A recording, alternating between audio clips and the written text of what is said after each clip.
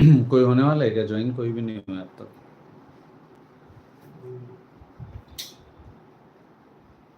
चलो हम अपना स्टार्ट करते हैं.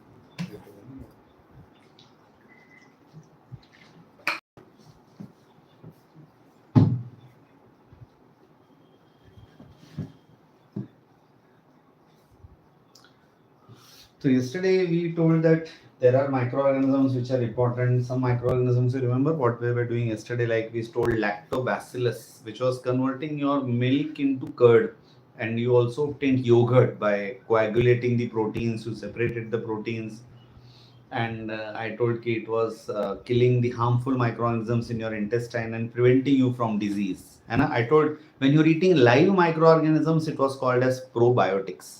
So when you're eating kaise microorganism, live, living, which are useful to you.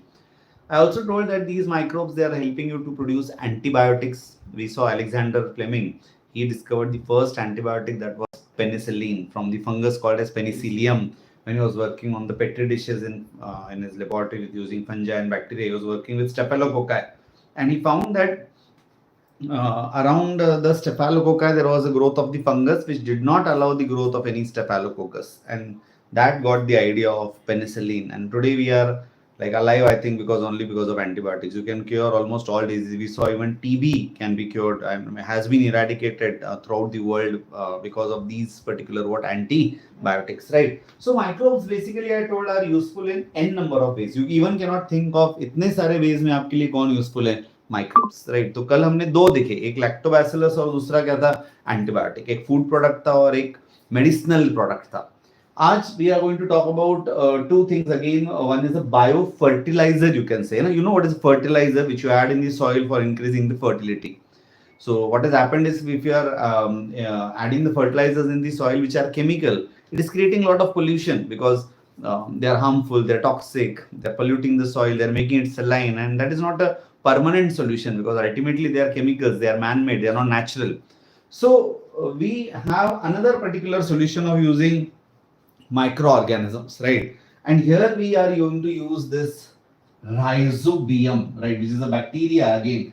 And this particular rhizobium is a bacteria which is in symbiotic association, right? Symbiotic, like symbiotic is when two partners are living together and both are helping each other, like it is ek duje ke liye, so you have one partner helping the other partner, you have other partner helping the another partner. So that particular association, the symbiotic bacteria, is kaun sa aapka rhizobium, right? You have plants, like if you take a plant like fenugreek, fenugreek, have you heard about fenugreek? Fenugreek, you don't know fenugreek. Coriander, what is that? Kothambir. Spinach. Oh, you don't know spinach. Spinach is what? Palak. Popeye used to eat a lot of spinach, right? So I don't know if anyone has joined who they know what is spinach. So spinach is palak and coriander is kothambir. Then what remains in the green leaf vegetables? What remains? Methi. So that fenugreek is methi. Next time you go to market, then you can ask, give me fenugreek, give you to Japad, right? So fenugreek is what? Methi. So if you take what you call as fenugreek or groundnut, and you take these seeds and like you take these plantlets, actually you take small plants and small plantlets and sterilize them with this 3 to 5% of hydrogen peroxide first, and then wash it with 70% ethanol or ethyl alcohol. Keep there in around 4 to 5 minutes, then clean those roots properly. आपने plantlet लिया था ना, और वो plantlet अगर आप देखेंगे ना, उसकी जो roots है, उसके roots पे you will find कि उनको ऐसे सूजन आ गई, आपको लेना बेचारों को pimples आ गए, right? But these particular the thickened sections, they are called as root nodules, right? So you're going to take that sterile water and take a thin section of this root nodule, that pinkish structure which you can see near the roots, है ना? आप क्या करो, उसका एक thin section ले लो, and that particular thin section, now when you're going to observe under the microscope by adding safranin. You remember yesterday also when we were observing lactobacillus, we added that methylene blue to see them properly. So here we have added what? Safranin. So what you did is you took those plantlets, what happened? You took those plantlets and you what you call as soaked them in hydrogen peroxide and then washed it with 70% ethanol and then took those suje हुए nodules those pink colored nodules which you find on these particular roots, and you cut that and you observe, and how you'll observe by adding this saffron in, because you need some contrast, right? So 2-3 minutes you will keep the saffron in, put a cover slip, and now you can see that particular bacteria under compound microscope. So you can see pink colored what you call as rod shaped bacteria, and these particular bacteria are none other than what is called as rhizobium.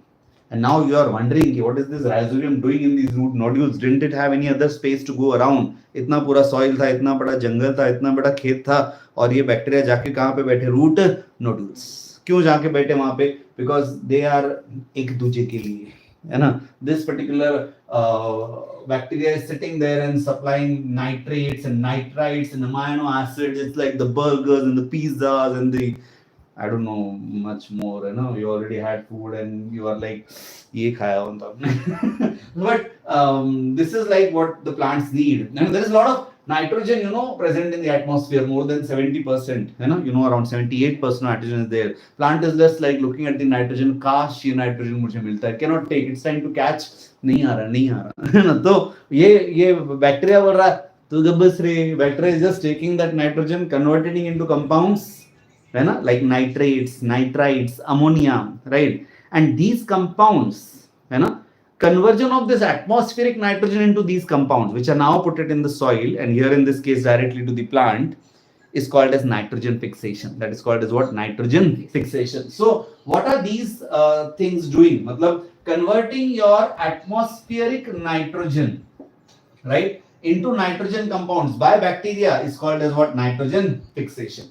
So what the bacteria is doing, it's fixing the nitrogen, providing it to the plants. Then you see, matlab, it's not going to do it for free, है ना? कोई फुकट कुछ काम करता नहीं. मैं करता हूँ, मैं फुकट में पढ़ा रहा हूँ आपको.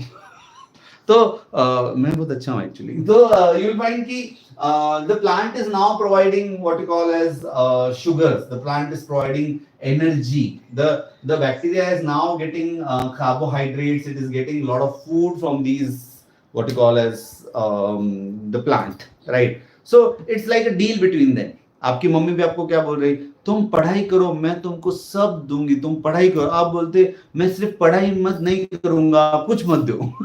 But it is a deal between the two, है ना? ये बैक्टीरिया क्या करेगा? It will fix the nitrogen, give it to the plant. Plant will say एक काम करो, आप नाइट्रोजन फिक्स करो, खाने पीने की चिंता मत करो, हम आपको खाना देंगे, आप हमको नाइट्रोजन दो. तो नाइट्रोजन के कंपाउंड्स बना के कौन दे रहा है? Rhizobia. Plant उसको क्या दे रहा है? Carbohydrates to get energy, right? So this is called as mutualistic beneficial relationship, which is called as symbiosis. इसको हम क्या बोलते हैं? Symbiosis. ये आपको कहाँ मिलेंगे?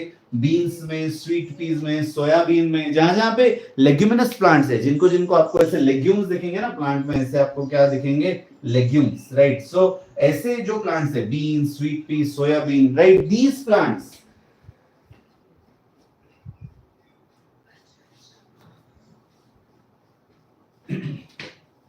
so these plants, they are actually acting as the host, right? So like you can be my host, you can call me at your home and I can be your guest, we can have food together, but that will not be a mutualistic association because I'll not give you anything. मैं सिर्फ खा के चला जाऊंगा.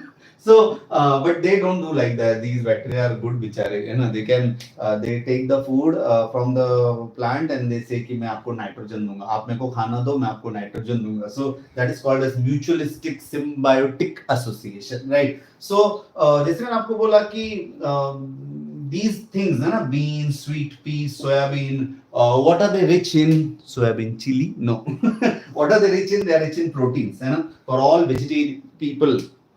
For non-vegetarians, you have n number of sources of proteins. I don't want to take the name of all those substances because it is Shravan going on. But for vegetarian people, they are a very good source of protein. You get all your proteins from beans, from sweet pea, from soya bean, and all many other pulses, dals, कहां से आया इनको nitrogen C protein बनाने के लिए बहुत nitrogen चाहिए होता है और वो नाइट्रोजन कौन दे रहा है आपका bacteria. So it is this rhizobia which has provided the nitrogen to these particular plants, and it is these plants now which are now giving you what is called as proteins, right? So these particular proteins are now being what you call is made, and this is possible only because of nitrogen which is given by rhizobia, right? So what they do is like farmers they harvest these, and after harvesting whatever leftovers are there, the roots are there and other things which are there, they dump there itself in the soil. ये सारी चीजें कहाँ पे dump कर देंगे? in the soil. तो soil में dump करने से क्या हो जाता है कि इनमें जो नाइट्रोजन बचा कुचा था वो सब कहाँ चला गया? सॉइल. तो आपको केमिकल फर्टिलाइजर अभी यूज करने नहीं पड़ते. एक्सपेंसेस क्या हो गए? कम. कॉस्ट भी क्या हो गया? कम. Farmers are now at benefit. So you will find कि आजकल तो लोग क्या करते हैं, you get seeds and these seeds they coat with Rhizobium. ये सीड्स किससे कोट कर रहे हैं? वो राइजोबियम, राइजोबियल सॉल्यूशन या राइजोबियल पाउडर, और डायरेक्ट उसको सो कर रहे हैं प्लांट को. तो जैसे ही आप वो सीड सो करेंगे, जैसे ही प्लांट आएगा उसके रूट्स में इन्फेक्शन हो जाएगा किसका? Rhizobium. And this phenomenon is called as rhizobial inoculation. This phenomenon is called as what? Rhizobial inoculation. So rhizobial inoculation is like growing these plants like seeds which are already soaked in the rhizobium. तो जो rhizobium में soak किया हुआ है ना, उसको आप उसमें डालो और डायरेक्टली आप soak करो. तो जैसे ही प्लांटलेट आएगा उसके रूट्स को ऑलरेडी इन्फेक्शन हो जाएगा और आपके प्लांट को क्या मिल जाएगा? Nitrogen, right? So they are providing nitrogen even to the cereals, to other crops, not the cereals which are looking in the television. So it may be cereals, it may be your crops. So even besides leguminous plants, मैंने आपको बोला ना ये क्या provide कर रहे हैं आपको? Nitrogen. So that is one more beneficial aspect of these microbes. If these microbes would have not been there, I tell you there would have been no supply of nitrogen. क्योंकि plants ने कहाँ से लाया होता nitrogen? Plants cannot fix the nitrogen. आपने कहाँ से लाया होता? वेजिटेरियन वालों ने कहाँ से लाया होता? नॉन वेजिटेरियन वालों ने भी कहाँ से लाया होता? क्योंकि प्लांट को ग्रोथ के लिए तो क्या चाहिए? नाइट्रोजन. या तो आप प्लांट खाएंगे या तो आप एनिमल खाएंगे. एनिमल भी क्या खाएंगे? प्लांट. तो उनको तो क्या चाहिए? नाइट्रोजन. तो नाइट्रोजन फिक्स करने वाला एक बैक्टीरिया सिर्फ आपकी बुक में दिया है. कौन सा? Rhizobium. So you have one particular bacteria which is rhizobium. So we should thank all these many other bacteria, but in the book it is only rhizobium. Talking about one more group of bacteria, right? Early morning breakfast time, like we are more obsessed with bread and butter. So you have bread and then you have butter and you just love that. So you see the bread which is being made in the bakeries, it is being made with the help of yeast. We all know that, right? So you can do this at home, but you don't have a microscope, right? I'm planning to get a microscope here so you all can come here and observe actually what exactly is happening here. So what they have told is like if you take dry yeast, many people, if there is any South Indian here, they make various dishes like idiyappam, vallappam, and when I was in college, I had a South Indian friend and she used to like get so many good dishes. Now I really miss them a lot from so many years. So they take that active yeast, you take that active dry yeast, put it in some solution. You take some lukewarm water. This is not lukewarm water. You can put some lukewarm water. You can add 2 chammach of sugar. Keep it for some time and you can just cover it with a balloon. I don't have a balloon here. You can cover it with a balloon and keep it for 10-15 minutes, and what you can see is like the balloon gets inflated, right? Because the yeast is active there and is now producing certain gases. And you collect that gas in that balloon and you just pinch it off and put it in lime water. You can see that the lime water has turned milky. So don't drink it by adding chocos. So that shows that the gas which is there in your balloon, it is actually carbon dioxide. So when the lime water turns milky, it is the property that carbon dioxide converts this lime water into milky pattern, right? So you will find that there is production of this carbon dioxide. You can take the solution, you can take 1 drop of that solution, put it on the micro slide and you can observe it on the microscope. You can see many oval cells and you can at the same time see that some oval cells are giving rise to some other oval cells, and this phenomenon we call it as budding. So one cell is actually growing and it is actually giving rise to the other cell. So This is yeast cell growing. You can actually see the nucleus also inside. So oval cells of yeast, which are small round bodies, and to that you can attach, you can see there are daughter cells, right? So you can actually see that some daughter cells are being formed. I wonder where the suns went. Anyways, so here you have these daughter cells, and this particular phenomenon we call it as budding. It is a type of asexual reproduction the yeast is undergoing, because you can see there is during budding there is nothing as male and female or something like that. So there is a asexual reproduction of budding going on there. So yeast, what are yeast? Yeast are heterotrophic fungal microorganisms. So they are heterotrophic. They are not autotrophic. They are not using auto to go from here and there. They are not preparing their own food, so they're dependent on some other compound. So they're heterotrophic, they are fungi, right? And they are actually using carbon compounds for their growth. So they are unicellular, and more than 1500 species of yeast are known, and they're eukaryotic, right? They have a well-defined nucleus. They'll have all membrane-bound organelles. So it is eukaryotic. It will have a mitochondria, it will have a Golgi, it will have a ER, it will have a nucleus. So whenever you provide them with good carbon compounds, they will like grow very fast, right? And they have the ability of converting your carbohydrates into your favorite component, that is your daru, alcohol.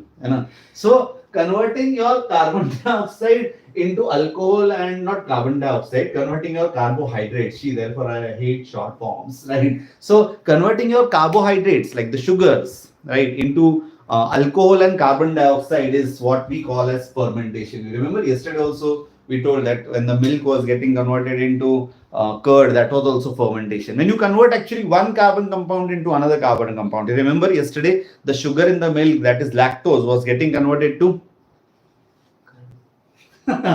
anyone remembers the yesterday the sugar in the milk, which was lactose, was converted into, can anyone please comment and tell? You forgot. Your friend also has forgotten. Anyone can tell because of which you remember the pH dropped, and a pH dropped and it became like what was formed? Can anyone tell? Yesterday when we added this lactobacillus into the milk, lactose. No, there was nothing related to oxygen. Can anyone tell? Lactose was converted into what? Oh my God, you also lactic acid. Wonderful, he got it. So similarly, here also you are converting carbon dioxide into alcohol. So conversion of carbon dioxide into alcohol, that is also what is called as fermentation, right? You know how bread is made. Yeah, you get it from the market. But no, I'm talking about like, you have a dough, you have that maida, and in that you add yeast actually. And these yeast, they are carrying out fermentation, they're releasing a lot of carbon dioxide. And the dough, it actually rises. And when the dough, it rises, carbon dioxide leavens when the bread is being baked. And as more and more carbon dioxide leaves, you see the bread becomes porous and it becomes fluffy. Whenever you are taking bread, you just check, wow, how fluffy it is, right? So that fluffiness is because of fermentation. Alcohol also mostly is made from molasses, which you get from sugarcane juice. So when in sugar industries where your sugarcane juice is like extracted and sugar is extracted from the sugarcane juice, whatever leftover components are there, that is what is called as molasses. And from this molasses, you ferment that molasses using the yeast Saccharomyces. Your book is so good, they have used only one name. Like for biofertilizer, they have used only rhizobium. Here for yeast, they have used only Saccharomyces. Wow. So this Saccharomyces produces your favorite ethanol, C2H5OH. So ethanol is what? C2H5OH. So primary product is your ethanol, but at the same time you will find some esters are formed, some other alcohols are also formed. These are secondary products, but we are mainly interested in alcohol. You all are interested in alcohol. I'm not, but then it has many other uses. Like spirit, is like other alcohol which you get from your ethanol. You can also use this ethanol as a smokeless fuel. People are now mixing, petrol also with ethanol, right? So spirit, that's the spirit, not that one. But the spirit, you use in laboratories, there used to be spirit lamps. So you just put there and you put a wick there and you can just burn it and you get a smokeless this thing. So ethanol also, as I told, you can get a smokeless fuel, not only from molasses, from sugarcane juice. Like after extracting the juice, whatever is left over the molasses, you produce alcohol, but you would be not surprised, but many people know that we can also produce alcohol from maize, from barley. People are not getting the grains to eat and they are converting into alcohol. Anyways, not the right point for discussion right now. So now we for the time being, you just remember that as you can get alcohol from molasses, you can also get alcohol from maize and barley by fermentation, and even other grains. You have a variety of grains. You can try all of that to get alcohol. The glucose and fructose in the grape juice. You must have heard about the grape wine. I don't take part, but that is also a product of fermentation. So people are producing so many different types of wine. You would be surprised to know that I also teach the students who are studying wine technology, but I only teach them. So glucose and fructose, the sugars in your grape juice, that also gets fermented with the help of the yeast. Again, the Saccharomyces. Saccharomyces is such a darling. Saccharomyces is producing ethanol. Even the bread one, which I was saying, there also it is Saccharomyces. Even the dry yeast, that is also Saccharomyces. Oh my God, one yeast doing so many things, and imagine 1500 species, what not they might be doing. So there is so much of things to know yet, but your book says only one. Anyways, वही याद नहीं रह रहा और क्या करेंगे. So Saccharomyces, as I told, is the same yeast is actually converting your glucose and fructose in your grape juices into your wine, right? So so that is another way microbes are useful. So here we had rhizobium, and here you had your yeast, that is your Saccharomyces, which was doing the phenomenon of what is called as your fermentation, right? One more thing I would like to add here, ki microbes, they are also used in the process of bioremediation. Like whenever you are stuck in a problem, you are looking for a remedy. What is the remedy now? So here we are talking about bioremediation. Bio, the name itself, not bio, not like that. Bio is living. And when you're using some living microorganism for a rescue, that is what is called as a bioremediation. Anyways, humans are very fond of getting into troubles. Most of the troubles we invite them, bel mujhe maar. I don't know, though we do like that, I don't know why. But anyways, the yeast again here to the rescue. Yaroa lapalatica. Yaroa. You are like Yeroba. It is not Yeroba, it is Yaroa. Yaroa lipolytica. So Yaroa lipolytica is actually a yeast which is used to absorb toxins from palm oil production plants and industries. Like there are many heavy metals and minerals also which are being produced and in many other industrial processes. So this yeast, Yaroa lipolytica. What is Yaroa lipolytica? Yaroa lipolytica is a yeast. Yaroa lipolytica is a yeast, and this particular yeast is actually absorbing your toxins, right? Saccharomyces cerevisiae is also absorbing toxins like arsenic. Arsenic is a very toxic metal, you see, and this Saccharomyces cerevisiae वो toxin को क्या करता है? Absorb, right? You'll find many oil spills also have been cleaned by using this bacteria Alcanivorax. So you have like stretches where oils have spilled, है ना? बहुत जगह ऐसी होती है जहाँ पे oil बहुत गिर गया है, उसको oil को साफ करना is very difficult. तो यहाँ पे आप ये Alcanivorax का solution डाल दीजिए, all your oil spills are cleared. So all your physical chemical methods are failed. Only this biological method of using Alcanivorax, right? Alcanivorax bacteria. So Alcanivorax bacteria is used for cleaning oil spills. Yaroa lipolytica for absorbing toxin from palm oil production, and Saccharomyces cerevisiae for absorbing arsenic, right? Just for knowledge, they have given that here nearby in Pune there is an institute called as National Institute of Virology. I have two of my students who are actually working as a scientist there right now. They passed, I think, post graduation in microbiology long back. In biotechnology, one I suppose.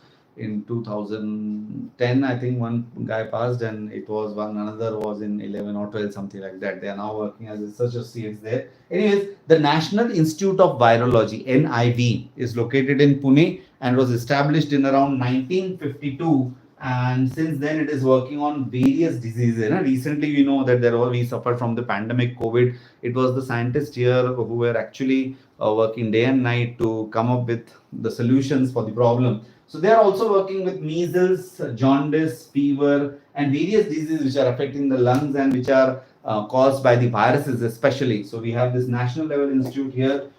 You can come here one day. We'll visit in Nairobi instead of visiting here and there. Let's visit such national institute which is so nearby, almost only 120 kilometers from here. So there we are, and this it is doing with the help of one international organization which we all know, that is WHO, the World Health Organization. So World Health Organization actually supports the work of this NIV.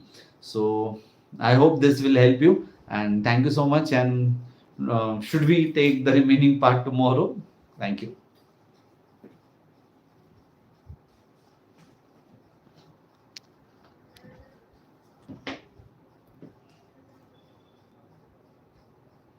Thank you. Bye bye. Good night.